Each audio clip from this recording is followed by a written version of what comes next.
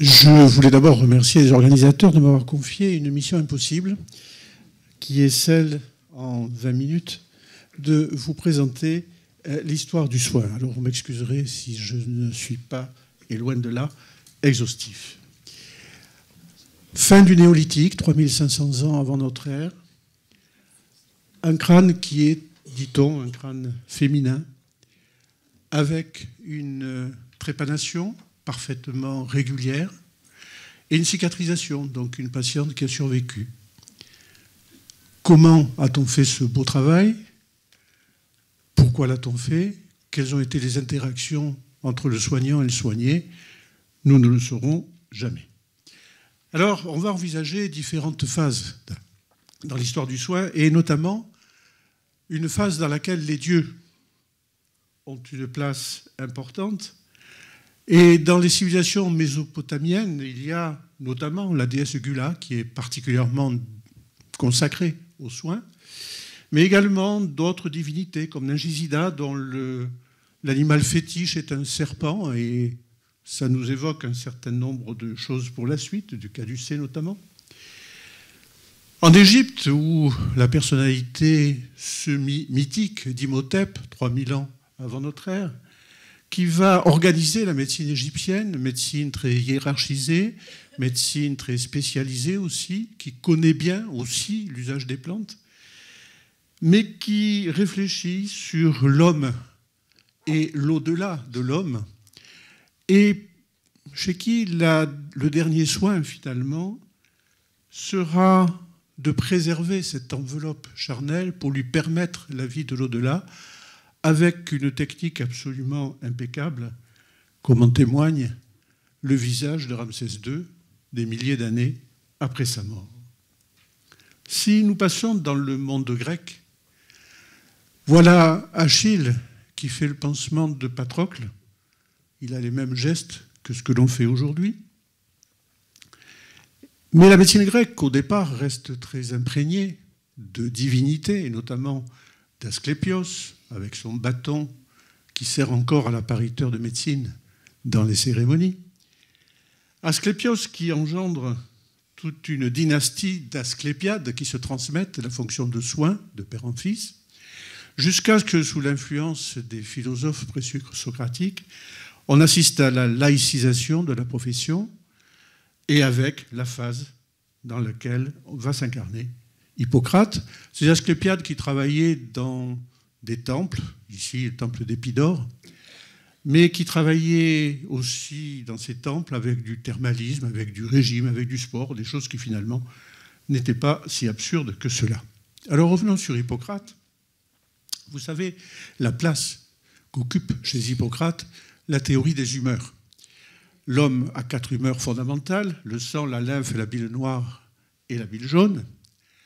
Ces 4 humeurs vont expliquer beaucoup de tendances, y compris dans la médecine contemporaine, de la démarche de recherche et de compréhension du vivant.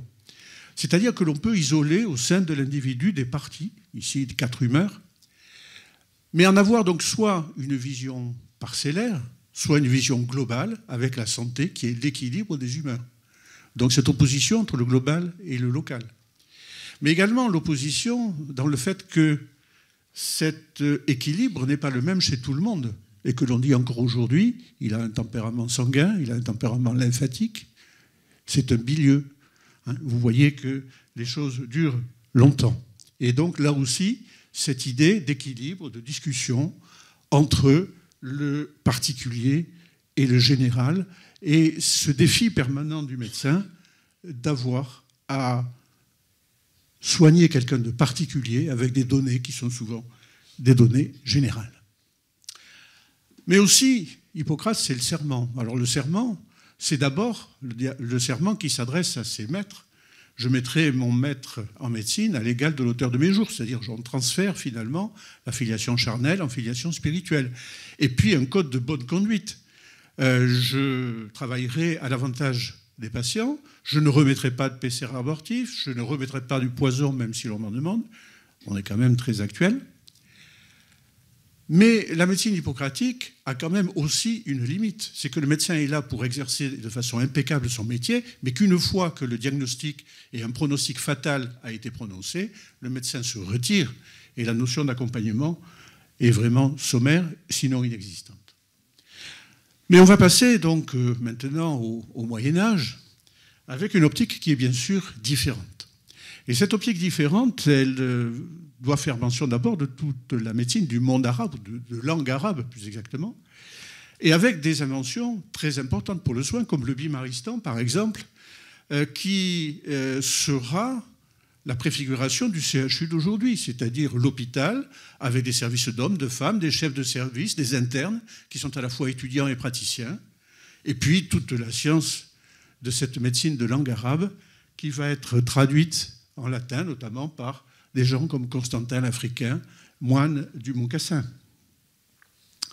Et dans ce changement de perspective et d'humanisation, si l'on peut dire, du soin, on peut citer par exemple Maïmonide et sa prière qui est apocryphe, mais qui reflète bien la pensée de Maïmonide, disant, premier paragraphe, « Mon Dieu remplit mon âme d'amour pour l'art et pour toutes les créatures, fait que je ne vois que l'homme dans celui qui souffre », donc une perspective qui est déjà beaucoup plus humaine. Et dans les populations chrétiennes, le recours aux saints guérisseurs, Sainte Foy de Conques, le rôle des abbayes dans le soin et dans le soin aux passants, par exemple aux pèlerins, avec ici la Dommerie d'Aubrac, avec des personnages tels que Sainte Hildegarde, abbesse, correspondante des papes, un Moyen-Âge qui est beaucoup moins misogyne que les époques d'après, et qui soigne, et on soigne encore aujourd'hui, enfin, certains se soignent encore aujourd'hui, avec la médecine d'Hildegarde, et Charlemagne, qui dans son capitulaire De Viris, dresse la liste des plantes, et notamment des plantes médicinales qui doivent être cultivées dans tous les jardins publics de l'Empire. Mais les gens se regroupent dans les villes. Et il va donc y avoir, comme dans le monde musulman, il va y avoir la constitution des hôpitaux, avec Guy de Montpellier, qui est le frère cadet de Guy VIII, qui va fonder l'ordre du Saint-Esprit, Guy de Montpellier, que le pape François a béatifié il y a quelques mois, ordre qui va jouer un grand rôle dans les différents hôpitaux de la chrétienté. Il y a l'ordre de Saint-Jean de Jérusalem, il y a l'ordre des Antonins qui se consacre aux victimes de l'intoxication par l'ergot de seigle qui fait des ravages. Il y a la question des lépreux. Bien sûr, les lépreux, on les met à l'écart, mais on s'en occupe quand même. Alors dans les campagnes, ils ont leur crécelle pour écarter les passants. Mais par exemple ici, vous avez le plan de la léproserie de Saint-Lazare, où ils sont accueillis aux frais de la collectivité et des bienfaiteurs. Et les hôpitaux se constituent sous forme d'hôtel-dieu, alors où la présence de Dieu est bien sûr importante, mais où les soins sont donnés avec des conditions hygiéniques qui évidemment nous paraissent un peu sommaires. Et l'esprit, eh bien l'esprit, il est notamment synthétisé dans un texte bien connu, celui de la règle de Saint Benoît, qui nous dit très clairement: on prendra soin des malades avant tout et par-dessus tout, on les servira comme s'ils étaient le Christ en personne. Et que, inversement, pour le malade, de leur côté, les malades considéreront que c'est en l'honneur de Dieu qu'on les sert. Et la relation médecin-malade prend une toute autre tonalité. Mais qu'en est-il des professions de santé? Eh bien, en 1215, le 4e concile de Latran nous dit, canon 18, interdiction au clerc de pratiquer la chirurgie parce qu'il faut verser le sang. Et d'autre part, lorsque le malade appelle le médecin pour une affection grave, le médecin doit d'abord l'inciter à s'occuper de son âme avant de soigner son corps.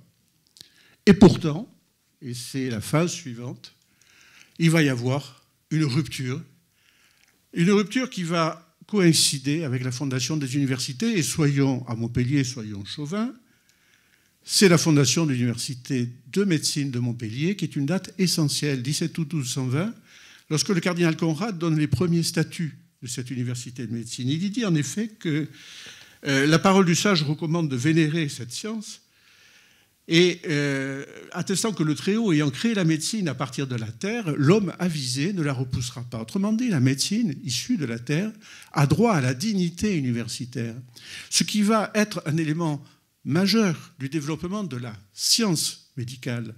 Mais ce développement majeur va aussi se faire au prix d'une scission très durable, et qui, en un sens, dure encore, entre la médecine intellectuelle et puis la médecine pratique, ou du moins, et on sait que, par exemple, la fusion de la médecine et de la chirurgie ne se fera vraiment qu'à la Révolution.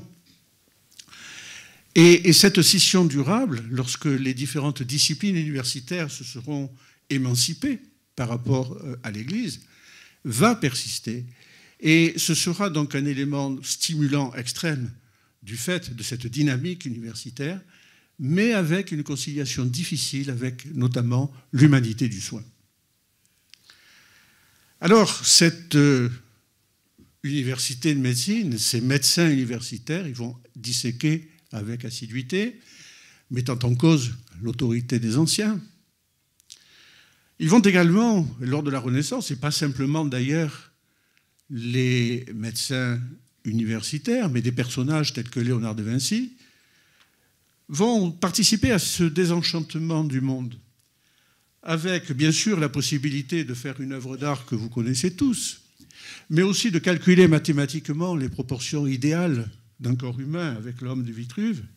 Et puis, dans ce carnet de Léonard de Vinci, un acte qui, évidemment, éveille bien d'autres suggestions, qui est pensé comme un corps avec des cordages, des cordons, des poulies, quelque chose qui est extrêmement mécanique, et une tendance qui sera bien sûr accentuée encore par Descartes avec son animal-machine. Et au XVIIIe siècle, le passage logique à l'homme-machine avec la métrie. Alors les médecins du XVIIIe, après les merveilles des premières découvertes du XVIIe, la circulation, les débuts de la microscopie, eh bien, ces médecins du XVIIIe vont se dire, mais quelle est finalement la place de la médecine? Quelle place avons-nous? Et pas simplement vis-à-vis du patient. Sommes-nous un simple appendice des sciences dures? C'est le cas des réductionnistes avec Bourrave. Faut-il préserver un rôle pour l'âme, entité métaphysique?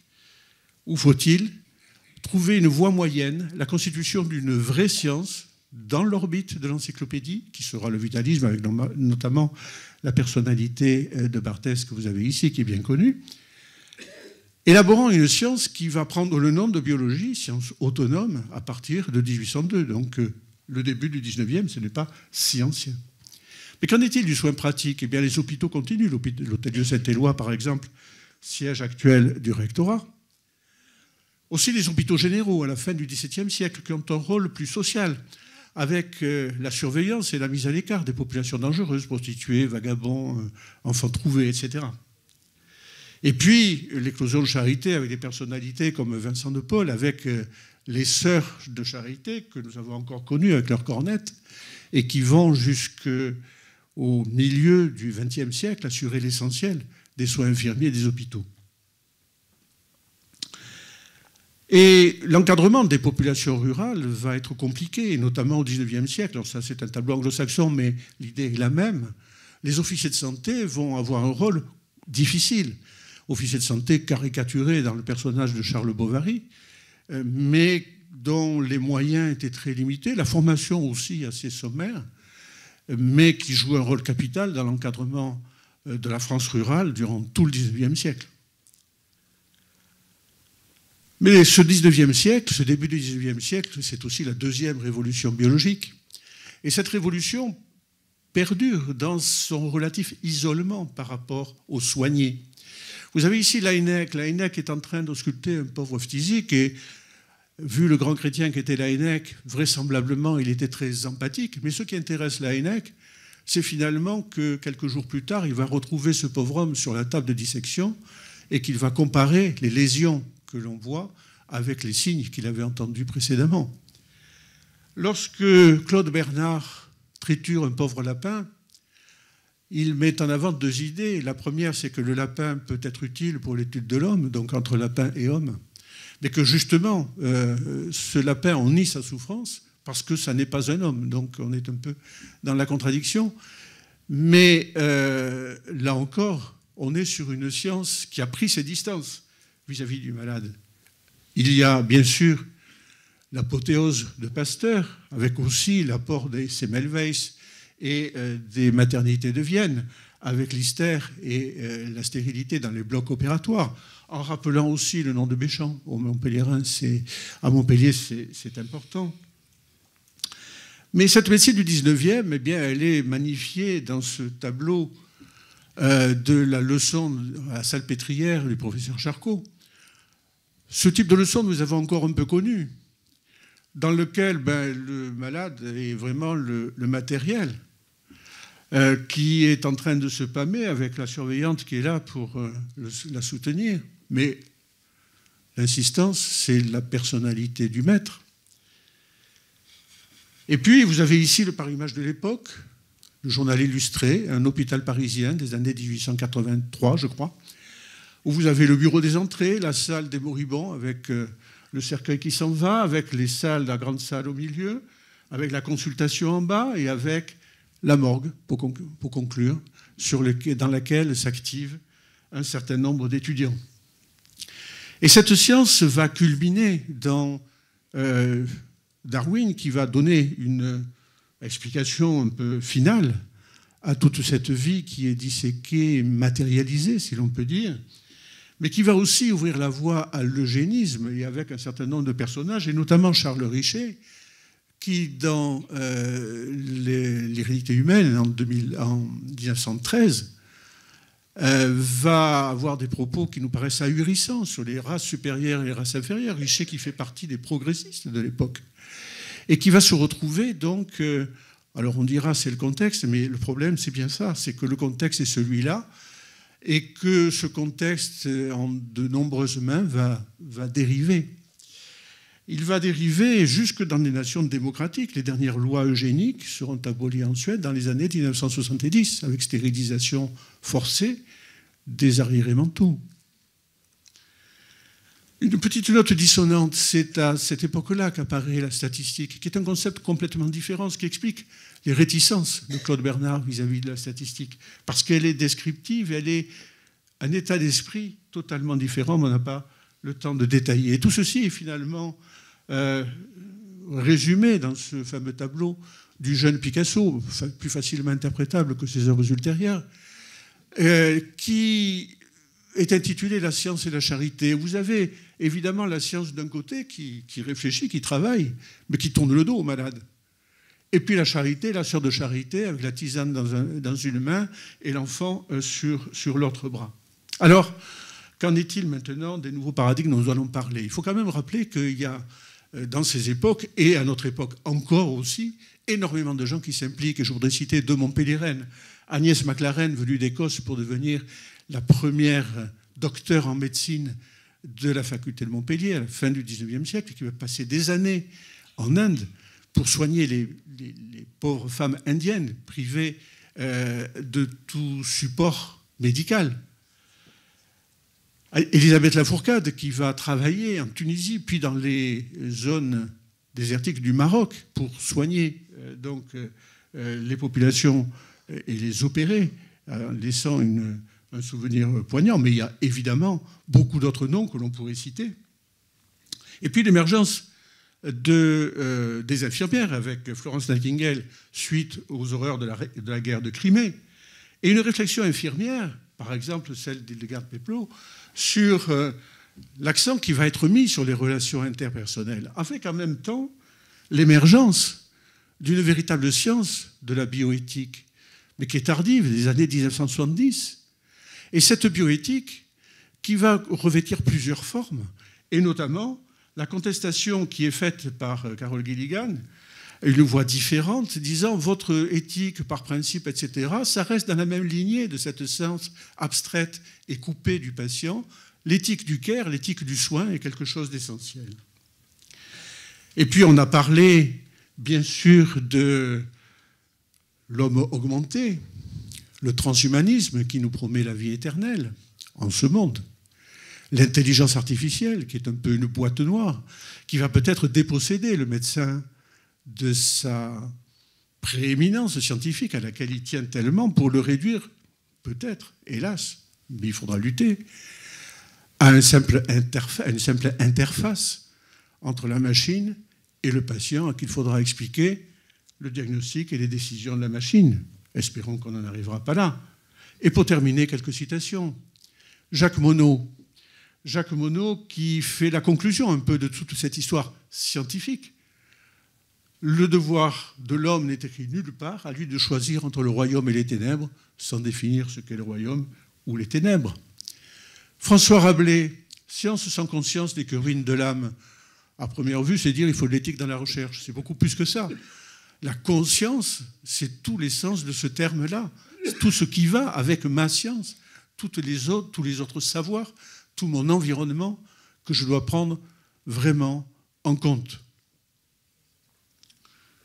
Paracels, XVIe siècle. La médecine est amour. Alors c'est quelque chose qui peut être un peu mièvre. C'est beaucoup plus. C'est dire le médecin doit être dans une activité dynamique de transport vers l'autre. Et enfin, la magnifique citation de Valéry, soigner, donner des soins, c'est aussi une politique qui peut être faite avec une rigueur dans la douceur et l'enveloppe essentielle, une attention exquise à la vie que l'on veille et surveille, une précision constante, une sorte d'élégance dans les actes, une présence et une légèreté, une prévision, et une sorte de perception très éveillée qui observe les moindres signes, une sorte d'œuvre de poème qui n'a jamais été écrit, que la sollicitude intelligente compose. Et ma dernière image, qui pourrait paraître un peu cynique, c'est le cimetière marin, un cimetière à la fin d'un exposé sur le soin, mais qui reste quand même la suite, un jour ou l'autre, du soin, pour rappeler qu'il y a un épigraphe à ce cimetière marin de Pindare, mais philapsuka bionathanaton spede tadem practon antleimacanan. Alors, Valéry s'est bien gardé de la traduire, cette épigraphe. Et en fait, elle veut dire donc, ô mon âme chère, donc il y a une âme, ce qui n'est pas tout à fait dans le sens de Valéry, ne vise pas la vie éternelle, mais utilise tous les ressorts, makanan c'est mécané, c'est la mécanique, tous les ressorts de ton être. Et on pourrait la reciter un peu à front inversé. Ô mon âme chère, ne vise pas la vie éternelle que te promettent les transhumanistes, mais mets en jeu toutes les ressources que tu as en toi pour le service de celui qui souffre. Je vous remercie de votre attention.